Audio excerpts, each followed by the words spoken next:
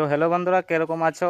আজকে অনেক গরম পড়েছে, তো আজকে জাম খাবো। তো দেখতে থাকো কিভাবে জাম খাই গাছ থেকে। তো দেখো জাম গাছ, খুব বিশাল বড় জাম গাছ। তো এখন উঠা যাক গাছের মধ্যে। তাহলে দেখতে থাকো ভিডিওটা শেষ পর্যন্ত। তো এখন গাছে উঠছি। ওই তো বন্ধুরা, অর্ধেক উঠে গেছি গাছের মধ্যে। তো এখন আরেক স্টেপ উঠছি। দেখো গাছটা কত বড়। আর এদিকে আমার কাকা আর দাদা তারা চুল কাটছে বাড়ির মধ্যেই।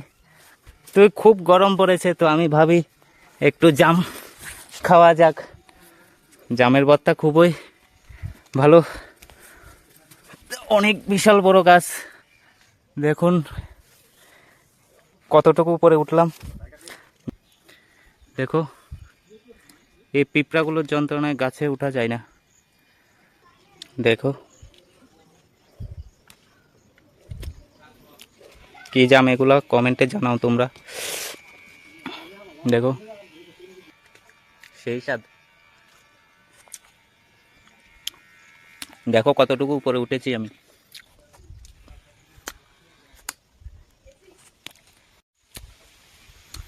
তো বন্ধুরা, কে কে এত উপরে উঠেছো গাছের মধ্যে চাই তোমরা আমাকে কমেন্টে জানাও।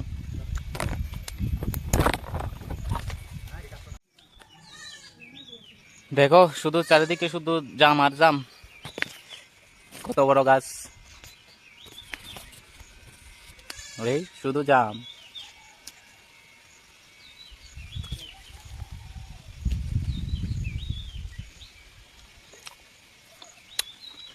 দেখেছো বন্ধুরা জাম কত সুন্দর।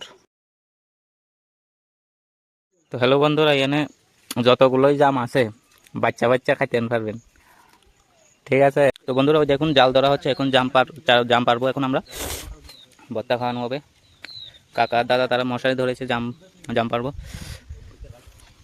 ভাই শুধু দেখো কতটুকু করে উঠছি, পড়লে একদম শেষ।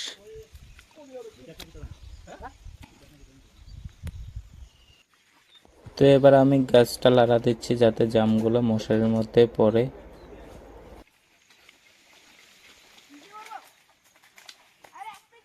বন্ধুরা গাছে উঠতে যেরম তেরম, গাছেতে নামতে খুবই কষ্টকর।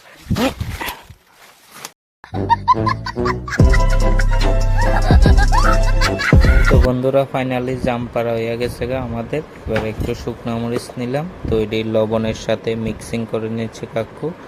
তারপরে এগুলো ভালোভাবে মেখে জামের মধ্যে দিয়ে দেব। তো হাত দিয়ে এগুলো একটু ভালোভাবে মেখে নিতে হবে।